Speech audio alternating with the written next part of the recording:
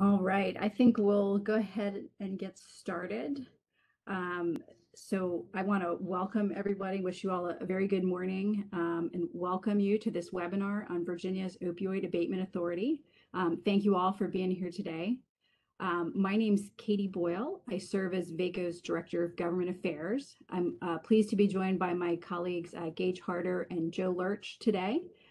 Although our general counsel, Phil Sirico, is not able to be here this morning, she's been deeply involved in this issue for several years, and I really want to recognize her for this work. Same with our executive director. Dean Lynch has got some other meetings this morning, but sends his regards as well. So we are very, very pleased this morning to be joined by Tony McDowell, the executive director of the Opioid Abatement Authority. Mr. McDowell was appointed to this role on August 1st, 2022. His duties include overall implementation of the authority's goals and objectives as determined by the Board of Directors and distributing opioid abatement funds in accordance with the Code of Virginia. So we're very proud to claim Mr. McDowell as a local government alumnus. He previously served as Deputy County Manager for Public Safety in Henrico County from 2018 to 2022, where he played a leadership role in developing Henrico County's comprehensive strategy to prevent, treat, and support recovery from substance use disorders. He began his career with Henrico as a firefighter and paramedic in 1997 and rose through the ranks to his appointment as fire chief in 2012.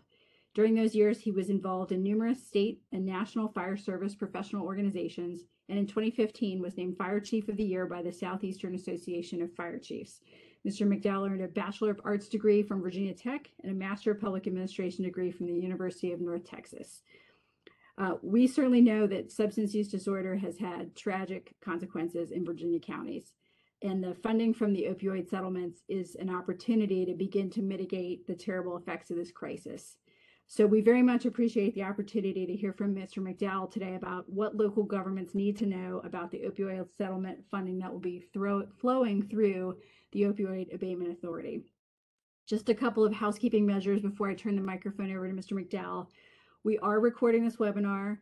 We'll be posting it on VACo's website on our opioid abatement toolkit page, where we'll also be posting the slides. We'll send a copy of the slides to participants in the webinar afterwards as well. We're going to be fielding questions in the chat function. So if you'll type your question in the chat, I'll read your question out loud afterwards so that people on the phone can hear it. If you're on the phone and have a question, you can send me an email at kboyle@vaco.org, and I'll do my best to put that in the mix. Just as a reminder, also, if you all could please try to stay on mute. We've got a lot of people on this call today, so that would be much appreciated. So, Mr. McDowell, welcome. Thank you for being here, and the floor is yours. Well, thank you, Katie, and good morning, everyone. I've really been looking forward to making this presentation because there's a lot of information that needs to be shared with counties. And because this is a little bit of a homecoming for me, as Katie mentioned, I come from county government. I've been active in VACo, and so it's an honor to be able to bring this information to you this morning. I'd also like to acknowledge the support that Dean Lynch and Katie and all the folks at VACo have provided in allowing us to reach out to you this morning through this webinar. So, all right, let's jump right in. So just a little bit of background. I think probably everybody is generally familiar with the history here, but some context may be helpful.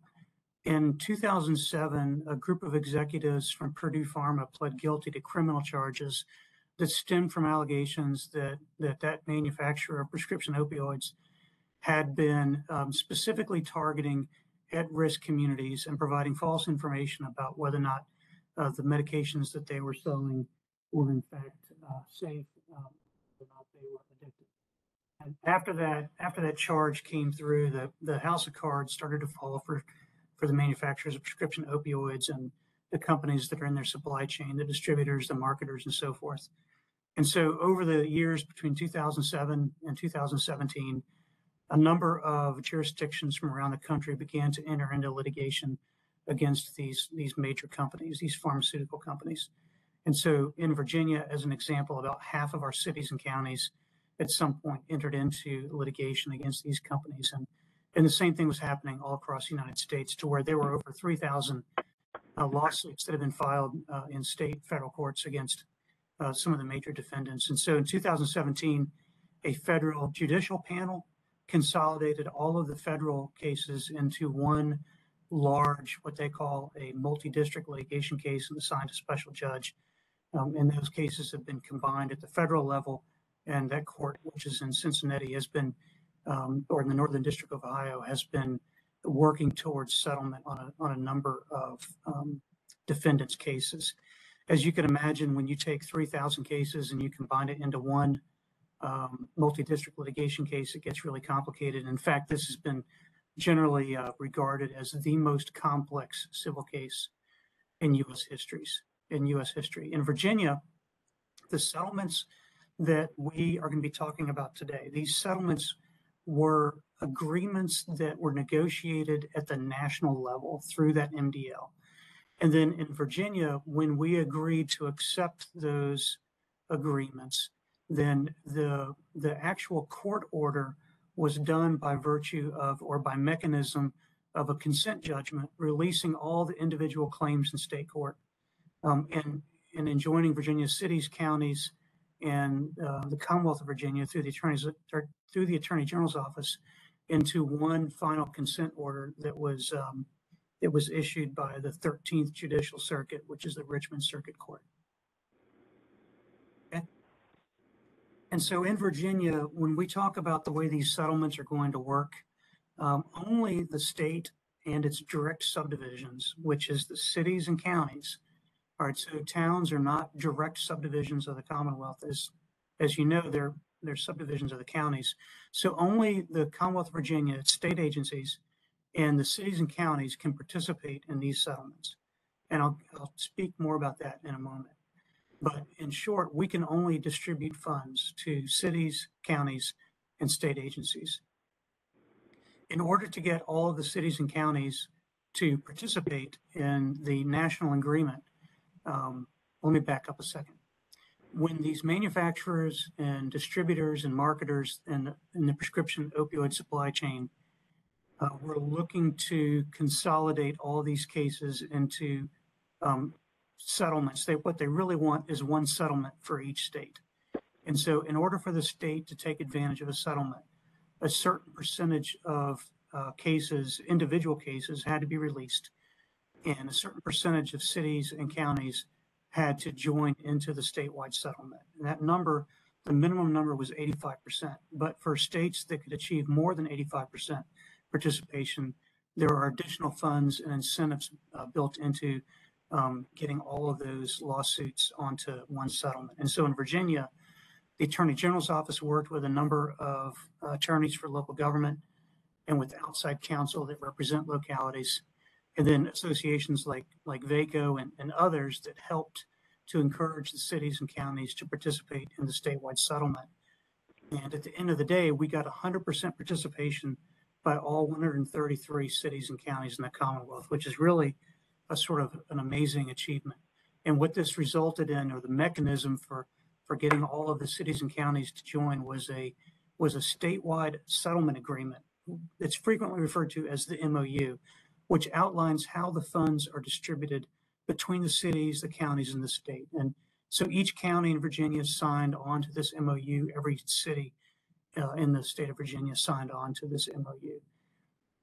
And in the course of doing that, if the city or the county had any of its own prior litigation pending against these defendants, then it would have to, as part of signing the MOU, they had to agree to release that litigation, and they had to agree not to bring a similar cause of action against the same defendants in the future.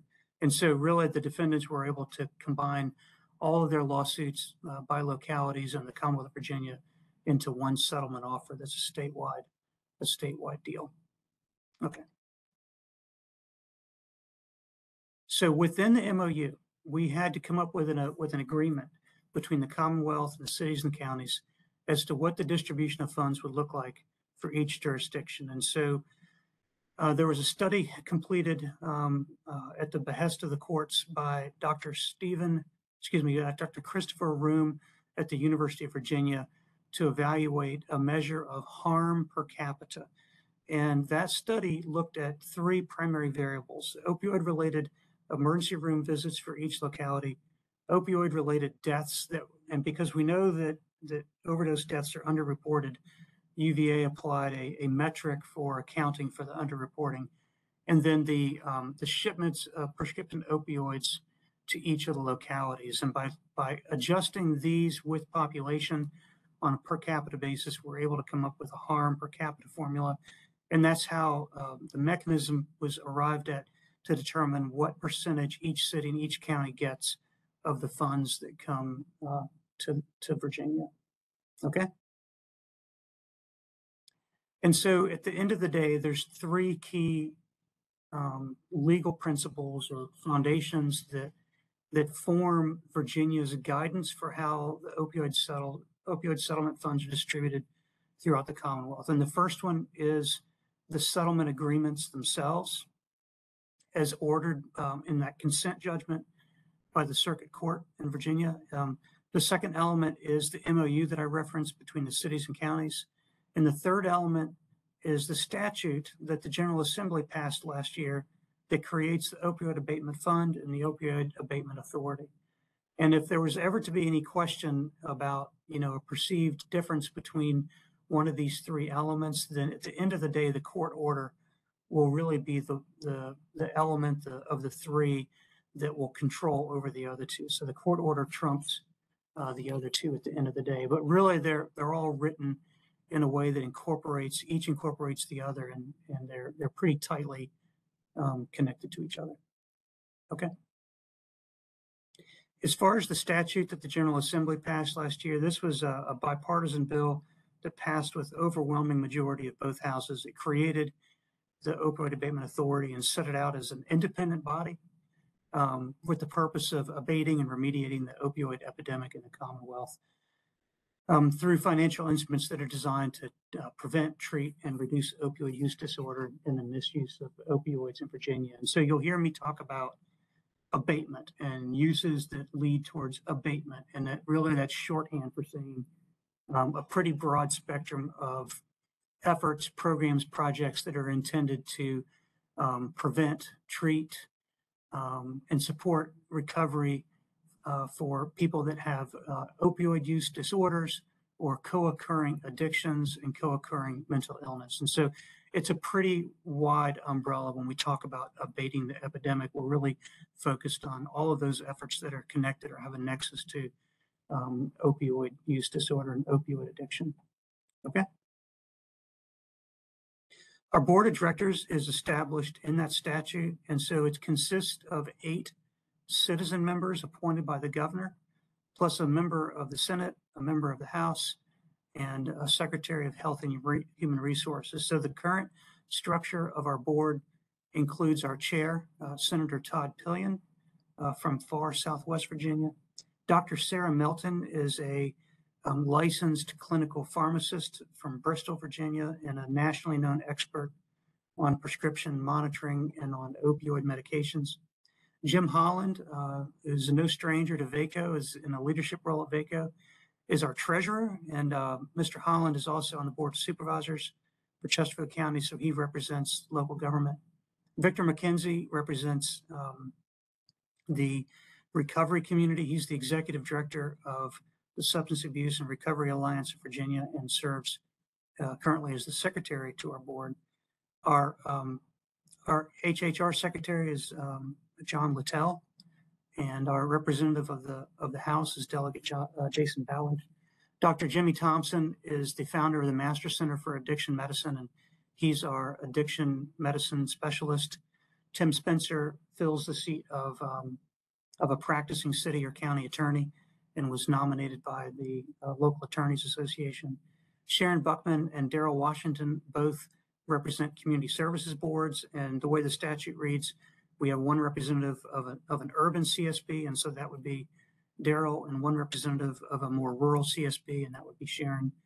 And then Sheriff Joe Barron is the nominee of the Virginia Sheriff's Association and represents an active serving sheriff of a city or county. And so really this is a balanced board representing a number of areas of expertise and stakeholders that are involved in dealing with the opioid epidemic in Virginia. Okay. So who can receive distributions of funds from the authority? And so I get a lot of phone calls and questions from organizations that provide services directly to people dealing with substance use disorders. So I've been hearing from hospitals, companies that sell medications. I've been hearing from community services boards, other providers, both nonprofit and for-profit. And we, the Opioid Abatement Authority, cannot provide funding directly to any of those providers. We can only provide funding to cities, counties, and state agencies. And the reason for that is that ultimately our job is to distribute funds to participants in the litigation. And so you have to have had standing in the court to receive these funds. Each city and each county in Virginia is named as a litigant in this settlement, as are the state agencies. And for that reason, they are the only entities that can receive these funds. And so while we cannot provide funding to the CSBs that, many of you have CSBs that are either part of your county government or that you work with closely, and you can provide funding to them. You can take the Opioid Abatement Authority funds that you're receiving. You can take direct settlement funds that you're receiving, and you can work with any of the organizations you like to work with. You follow your normal procurement, your normal cost sharing agreements. You provide funding to your CSB or to other partners, but we can't do that on your behalf. We can provide the funding to you, and in turn, you make that funding available to those service providers. Okay. And so what are the settlements that we're currently working through in Virginia? There's a number of settlements. There's actually hundreds of cases litigating, and there are a handful of settlements that are being negotiated at the federal level and at the state level. But there's only two that have actually started paying out to Virginia and its cities and counties. The first of those is a group of large pharmaceutical distributors, and they're joined together in what we call the Distributors Settlement. And those companies include McKesson Corporation, which is headquartered in Henrico County, Cardinal Health, and Amerisource Bergen. So the three of them have arrived at an agreement, and every city and every county in Virginia began receiving money from the distributors. At the end of July, you should have received your second payment a couple of weeks ago. And so again, the distributors settlement funding is currently flowing. In addition, Johnson & Johnson, through its Janssen Pharmaceuticals firm, has also arrived at an agreement. And we think that the first payment from Janssen Pharmaceuticals will be going out as early as this Friday. You can't hold me to it, but that is the latest information that we have, that the court's trying to make everything, cross all the T's and dot all the I's at the settlement administrator's office to get those funds out this Friday. Okay. So just a little bit more information about the distributors settlement and the Janssen settlement. The distributors are paying out nationwide a maximum of $21 billion over the course of 18 years. And some of the fine print of the distributors for each state and for each participating subdivision. So that means each county, each city must spend a minimum of 85% of those funds on opioid remediation.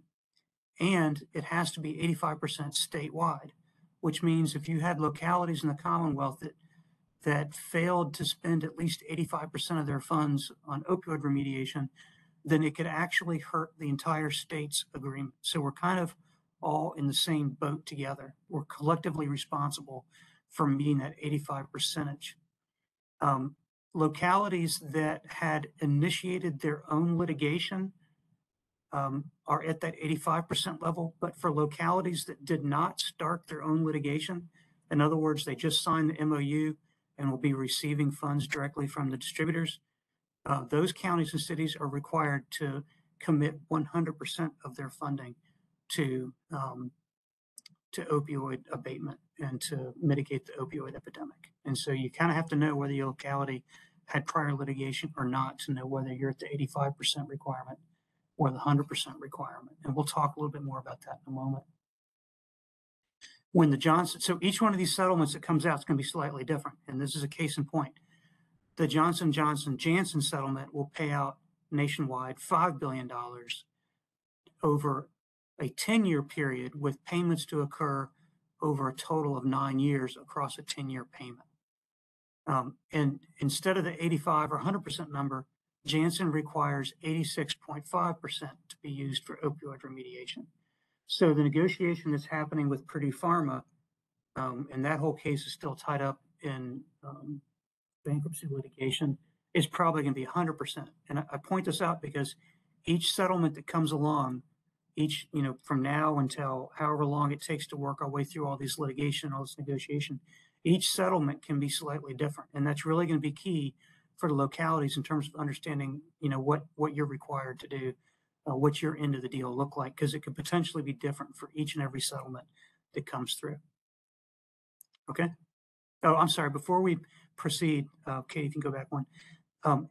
Even though we've got these numbers like 85%, 86.5%, every single dollar that you receive as a county or a city from these distribution is preferred to be spent on abatement, and any dollar spent on anything other than remediation has to be reported in writing to the settlement administrator, to the settling companies, and be made publicly available to your constituents. And that's part of the settlement agreement. Okay, next slide. This diagram is intended to help explain sort of the way the money flows in Virginia. And at the top, you see where a settlement or a court award comes into the Commonwealth. At that point, the money kind of can go in three different directions. You see the box that's in pink. I'm colorblind, so I think it's pink. Maybe it's purple, but it says city and counties direct share. This is money that's coming directly to you guys, to cities and counties, directly from the settlement administrator. And so this is the money that you received at the end of July, the money that you received a couple of weeks ago, and hopefully the money that will come out from Janssen this Friday or shortly thereafter. And so as I'm sure you're aware, you've already received either wire transfer or checks with some substantial amount of money that's gone out directly to Virginia cities and counties. And I just have to reiterate, these funds are not coming from the Opioid Abatement Authority. They're coming directly from the settlement. You're getting 30% of the state's award that's coming directly to you, and you are responsible for managing those funds in accordance with the settlement agreements, okay? Similarly, the Commonwealth of Virginia receives a share of 15%. So the Commonwealth's getting half of what the cities and counties are getting collectively. And then 55% comes to the Opioid Abatement Authority. And so the rules on how the Opioid Abatement Authority disperses its money is different than the rules that are in the settlement agreement. Different in the sense that the bar is set higher. And I'll talk more about that in a moment. The Opioid Abatement Authority will be distributing its funds into really the three boxes that you see on the left of the screen. And so at least 15% of the Opioid Abatement Authority's funds each year will go to the cities and counties using that UVA formula that we talked about. And so I'll give you an example. I used to work for Henrico County. Henrico County's UVA formula share in the statewide MOU is 4.47%. So Henrico will get 4.47% of that 15%. And because these percentages are known, we know the exact amount that will be going to each city and each county once a settlement distribution is received by the Opioid Abatement Authority. And we can project how much each city and county will be receiving, will be slated to receive for each of our future anticipated settlement amounts. And so in general, we have a pretty good idea of how much each city and each county is going to receive each year. And we will be reserving for each city and each county the amount that you're entitled to within that blue box that says 15%. Okay. And I'll talk more about what you'll need to do to receive that money in just a moment. The second box is projects that involve multiple cities and counties. So you'll see this referred to as regional projects, and that can get really confusing because there's different people get hung up on different regions. You have CSB regions, you have health districts and regions, you have DBHDS, the 5 DBHDS statewide regions. VACo has its own regions. And so I took the word regions out. Really what we're looking here is projects that involve multiple cities and counties working together. In order to qualify as meeting the intent of this box, you have to have at least 2 participating cities and or counties. So it could be 3 counties working together. It could be 1 county and 1 city. It could be 10 counties and 1 city, or any combination of the above, as long as one of them, as long as 2 of them are participating cities and counties. And so the legislature wanted to really put additional funding, 35% of our funding, into these projects to address cooperative efforts by cities and counties that would span a larger geographical area than just any one jurisdiction. And then 15% of the authority's funds will go to state agencies.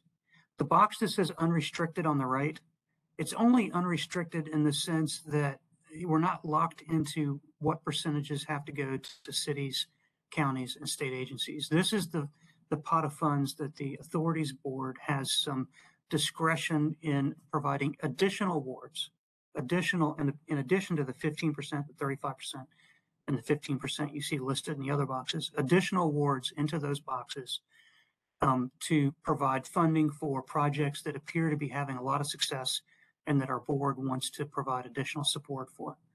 This is also the box where we have to pay for our operating expenses. And although it is the clear intent of the statute, and I know of our board, to keep our administrative expenses to as reasonable and as low of a number as possible. And we're definitely not looking to build a big bureaucracy here.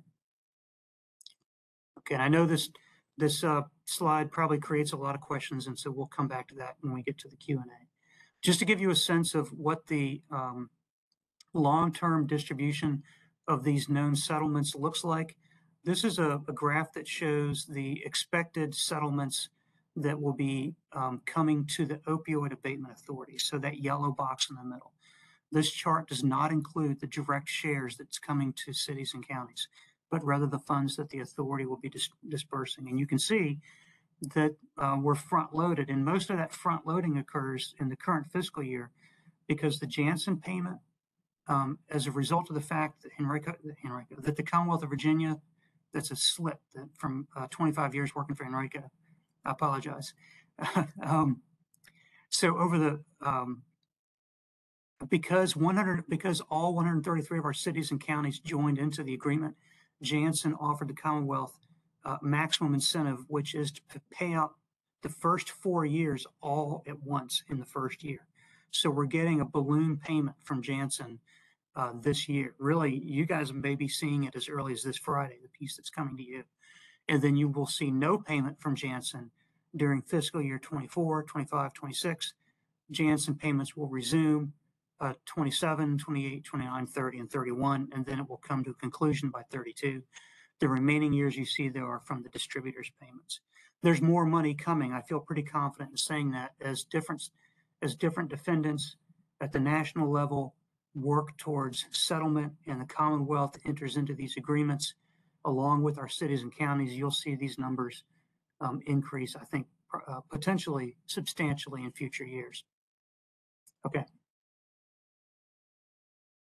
So some rules about how your direct share, the money you're getting directly, can be used by you, by cities and by counties. It's very different, as I mentioned, with each settlement. And so for the distributors settlement and for Janssen, as I mentioned before, 100% of the funds are intended for abatement efforts, and those certain percentages are required. And we already mentioned this, but there's a slide in here for your reference. 85% statewide, 85% for each city or county that had entered into litigation on their own prior to joining the statewide agreement. And for cities and counties that had not engaged in their own litigation expense, 100% of these funds have to be spent on abating opioid crisis. Any funds that are used for any purpose other than abatement have to be reported in writing to the settlement administrator, to the settling companies, and to the general public. And as part of that, localities, as a best practice, will need to keep detailed records for how each dollar is spent within each of the settlements that comes through. Next slide. And so some questions that we've been fielding about how cities and counties should handle their direct distributions. Now, the disclaimer here is that you should seek legal advice from your counsel. What I can share with you is general information and not legal advice, and this has not been endorsed by the Attorney General. The Attorney General is working on some guidance for localities, but again, I would encourage you to consult with your own counsel. But here's the questions and the answers that we've been able to provide to people. The question is, can a portion of the funds coming directly to localities be spent on non-abatement activities? And the answer is that, in limited cases, it can be, although the language of the settlement says that this is disfavored. And as I've kind of harped on, it requires notification to various entities that are involved, including the general public. Question: can funds be used by the locality to reimburse itself for prior year expenses? This is not specifically addressed one way or the other in the settlement agreement. And so that means maybe, but there's some risk involved in that. And I'll explain that in a moment. Can funds be used to replace your current local expenditures or to supplant your local funds? And again, this is not specifically addressed in the agreement. And so as a Commonwealth, we are working collectively, and the Attorney General is leading the charge to be part of the negotiation at the national level. And as we are negotiating with other defendants, the whole concept is that the Commonwealth and its localities can't possibly fight this opioid epidemic on its own. These companies that we're fighting bear responsibility and need to compensate the counties, the cities, and the Commonwealth of Virginia, and give us the financial ammunition to fight this epidemic that they helped to cause.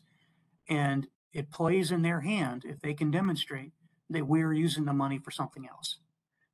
In addition, the companies that have already settled could very easily choose to come back to the court and make allegations that the Commonwealth and/or its subdivisions are not using the money as intended in the settlement. And then if that was to happen and they received a favorable ruling in the court, that could affect the entire Commonwealth and all of our subdivisions. And so while some of these questions are not clearly addressed in the language of the settlement, there is some risk involved in splitting those hairs. And in terms of, reimbursing yourself for prior year expenses or using the funds for non-opioid related purposes or in supplanting your existing funds. And so that's something we have to be very careful about. How is the agreement monitored? Again, the funds that are coming directly to you from the settlement administrators are not monitored by any state entity because they're judicially ordered and they're not legislatively ordered. And so while it's not specifically identified in the agreement, there is a judicial path where the litigants can file motions and take action to bring forward grievances about how funds may or may not have been expended. And so it's really, I think, in the interest of each city and each county to keep good records on these funds that they receive and how they're being spent. Next slide. Now, the funds that you can receive from the Opioid Abatement Authority will have a much more clear set of rules, and we're selfishly calling these the gold standards. Okay, and so it's established in the state statute that 100% of the funds that we disperse to cities and counties and to state agencies must be spent on abatement efforts. And it can't be for previous abatement efforts. It has to be for new or future abatement efforts. There's no reimbursement of previous costs, and there's no supplanting allowed. Localities and state agencies are not allowed to take indirect charges off of this like you can sometimes with federal or private grants. And the recipients of authority funds have to report back to the Opioid Abatement Authority about how the funds were spent and the results of the programs, and have to allow the Opioid Abatement Authority to come and take a look at what's being done with those programs. So these rules are much more clear. Katie, next slide. So one thing that's probably helpful for cities and counties is that if you're able to meet the OAA rules for all your settlement funds, then you will meet not only the rule, but also the intent of the actual settlement agreements. And so if a city or county chooses to apply the Opioid Abatement Authority's gold standard to all of the distributions that you're receiving, whether they come directly from the settlement or if they're coming through the Opioid Abatement Authority, you'll always be in compliance with the settlement agreements, even if there's slight differences in the agreements that come forward, because the OAA will always, our gold standard will always meet or exceed all the settlement agreements that come through, which means the process will be less administratively complex for cities and counties, and it would benefit the entire Commonwealth since we'd all be following the same set of golden rules. And perhaps most compelling is that if a question ever came up about how your county or how a city spent some of its funds, then the Opioid Abatement Authority would be in a position to be able to come alongside you as a partner and to support you in that judicial or civil in answering those questions. Next slide. And so there's an incentive that that our board is considering. They're going to be meeting on the 24th of this month to vote on a policy that basically says if cities and counties are willing to voluntarily, and you each get to make this decision if the policy passes, that if a city or county voluntarily agrees to treat its direct shares according to the same gold rules that you have to use when you're receiving funds from the Opioid Abatement Authority, then we will increase your reserve share in that blue box by 25%. And so in addition to the reasons that I just listed, you'll also be able to bank on an additional distribution from the Opioid Abatement Authority. And so again, that's a proposal our board's going to be voting on October 24th. I'll share the information about that public meeting of our board with Katie and the team here at VACo so they can share that information in case any of you would like to watch or watch those virtual proceedings. Next slide. Okay, so changing gears just a little bit to talk about the Opioid Abatement Authority funding. The 15% that's being reserved for cities and counties, I talked about the way that formula worked. I talked about the potential of you increasing your funding by 25% if you would treat all your funds according to the same standards. The 35% for combinations of cities and counties working together could be either solicited or unsolicited projects. So in other words, a group of counties could get together and agree on a project that they want to work on together and submit a unsolicited proposal to the Opioid Abatement Authority that our board would consider. But by the same token, the Opioid Abatement Authority could go to a region with an idea, with a proposal and say, look, we'd like to see, for example, a medication-assisted treatment program to be created in this region. And we're looking for a group of localities that would be willing to serve as the operators of this and would provide funding from the Opioid Abatement Authority. And so this particular bucket, this 35% is not formula driven like the 15% that's going to cities and counties, because the board will have discretion in making decisions about which partnerships to fund and which ones and how much to fund for different partnerships. And then again, for the funding that we will be providing to state agencies, those could be solicited or unsolicited. So in a interesting position for me, having worked for a county for 25 years, and we're used to sort of taking what the state requires of us and putting into action, we have the opportunity as an independent entity, we, the Opioid Abatement Authority, to go to a state agency and basically tell them, look, we'd like for you to create a program that accomplishes X, and we'd like for you to give us a proposal on how much it would cost to do that. And we could fund that proposal outside of the agency's normal General Assembly appropriation process. Next slide. The board, when using discretion according to the code, the statute, will be prioritizing programs that have evidence-based backing and that have an established record of success, programs that come from those communities that were most disproportionately impacted in terms of opioid use harm per capita, communities that have been historically economically disadvantaged, and those communities that are able to offer a local match of funds will also be prioritized. And your local match could include funds that you received from the direct distribution from the settling companies. Next slide.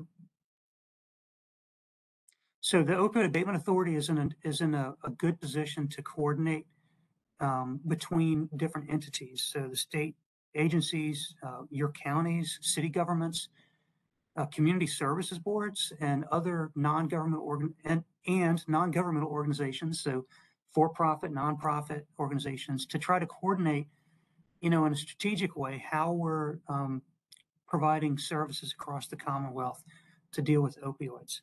And so we're trying to bring a statewide vision, but allow it to be driven primarily with local stakeholder decision-making and implementation.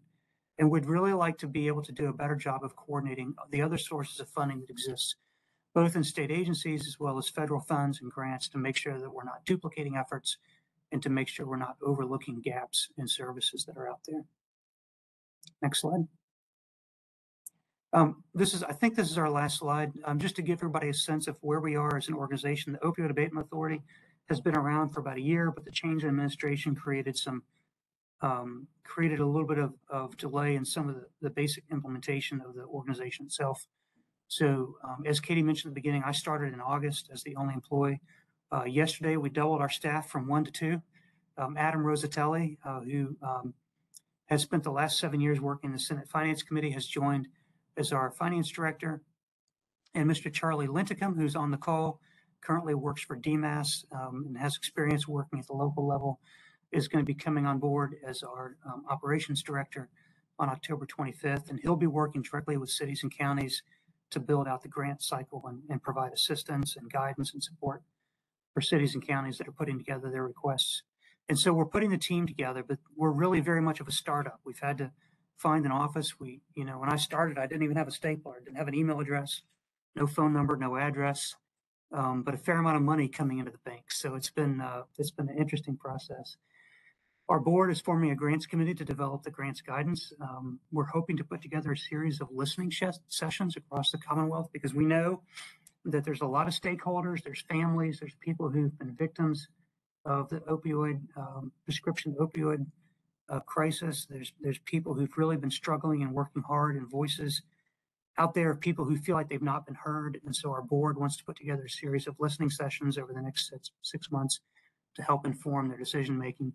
And our plan, and it's ambitious, is to provide grant and distribution guidance to cities and counties right after the first of the year, and begin accepting applications as early as February, and start making awards as soon as we can. So potentially awards could be going out in the March, April, and May timeframe. We want you to be able to appropriate either in the current fiscal year or certainly within your July 1 budget process. And we're sensitive and aware of the fact that you're going through your FY24 budget process, and you need to know kind of what these awards may look like for you going into the future.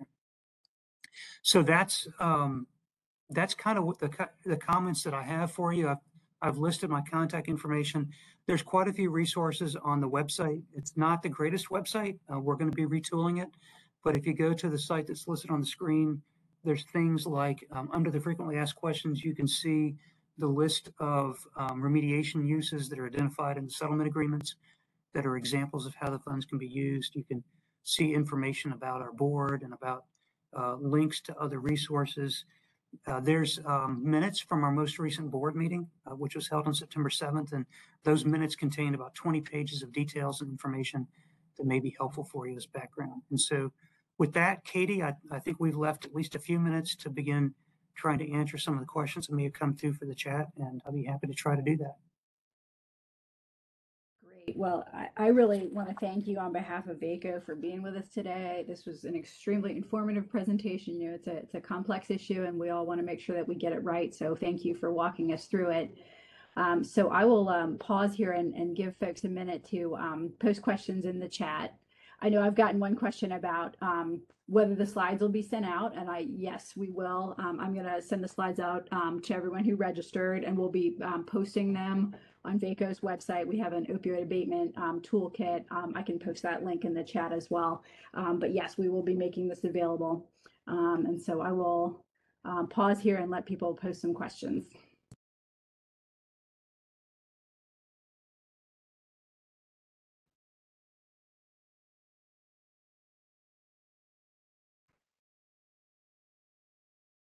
Right. I'm gonna read Sheila's question out loud just so folks on the phone can hear it. And she says, "I'm sorry to ask this so early in the process, but do you have any sense of reporting requirements for the funds? Will we report expenditures to the distributor, the OAA, or both?"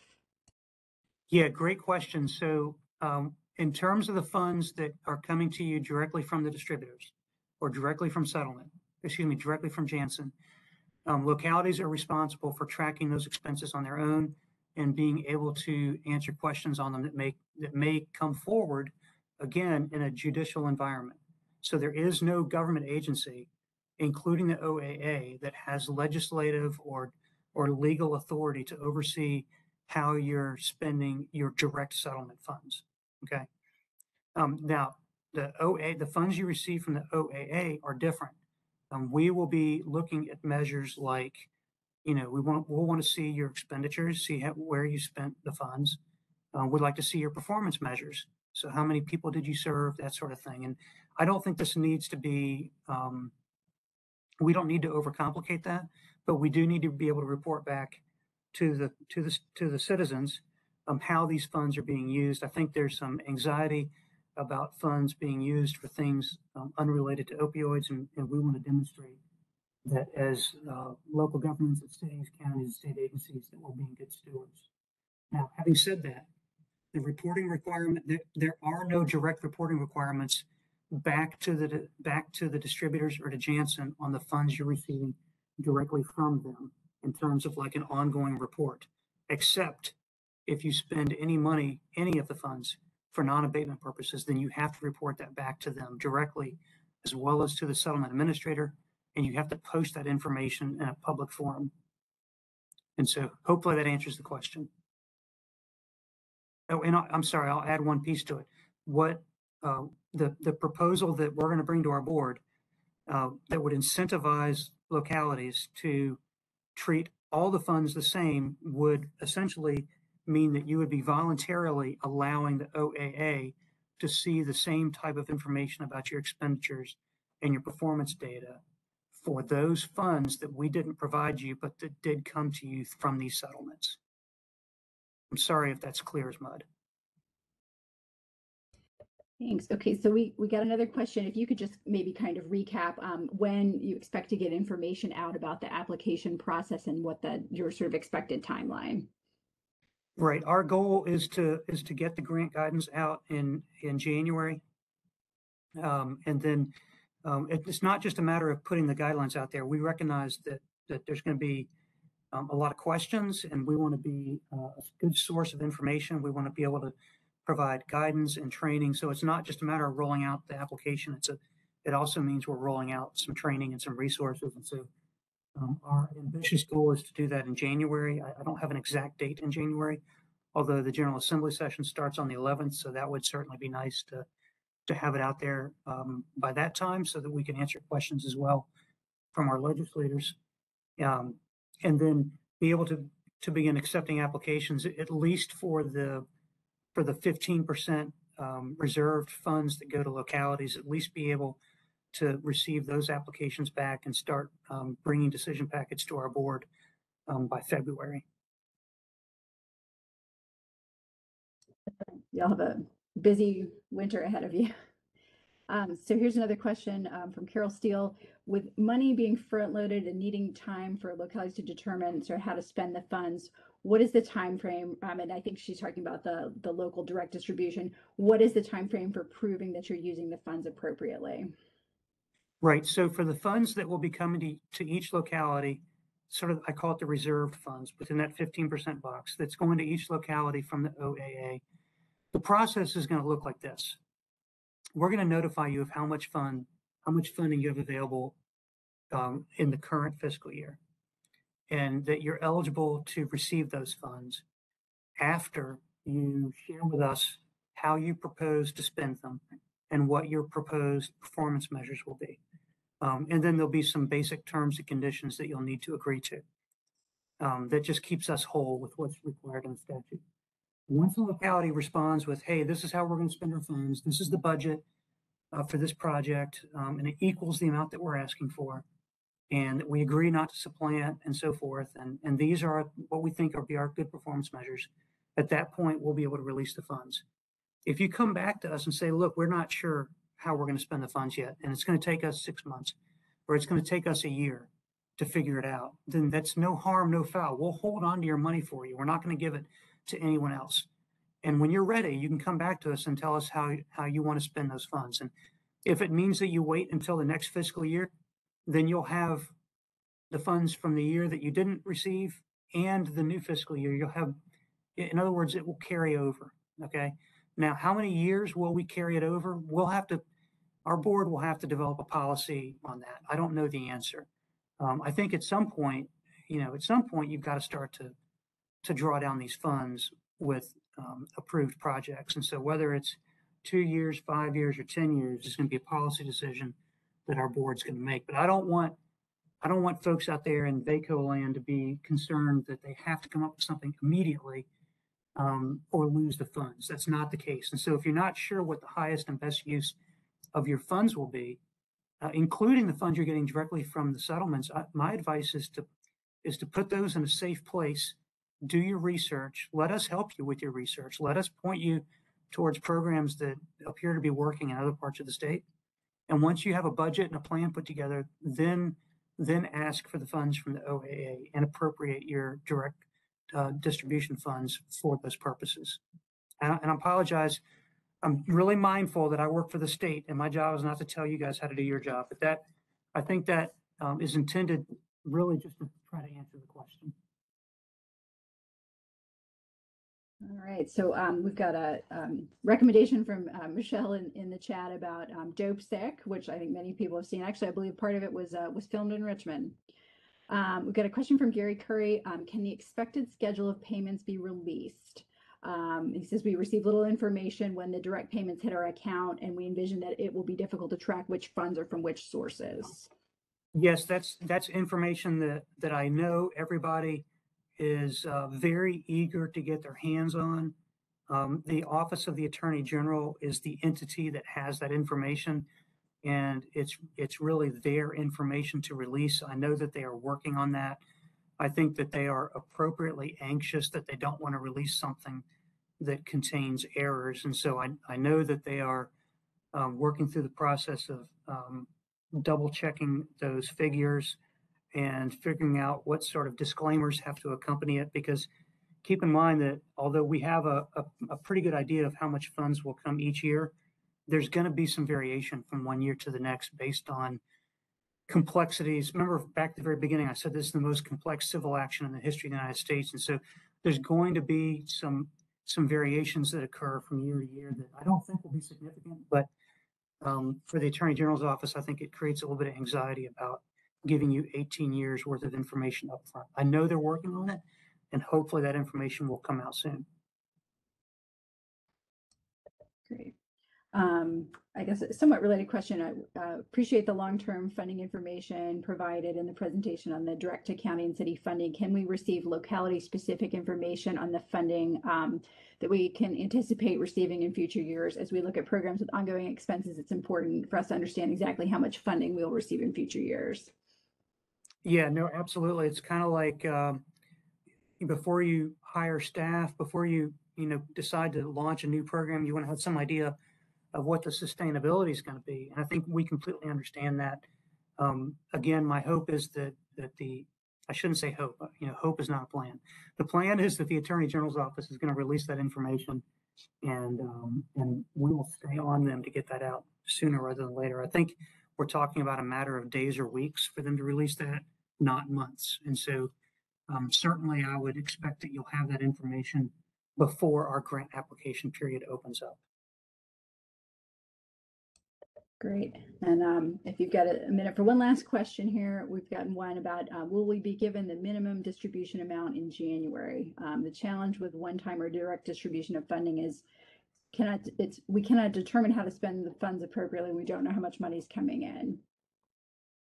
Yeah, we're all thinking the same way, and we absolutely intend to tell you in January what your 18 years of distributions are expected to look like. And keep in mind that that will be a reflection of the known settlements that have already been agreed to and for which there's a consent order in Virginia courts. There are other settlements coming, and so that'll be kind of a minimum number that you receive when we're able to provide that to you. I apologize that we don't have all that information to share today, but we are actively pushing to get that information out. Great.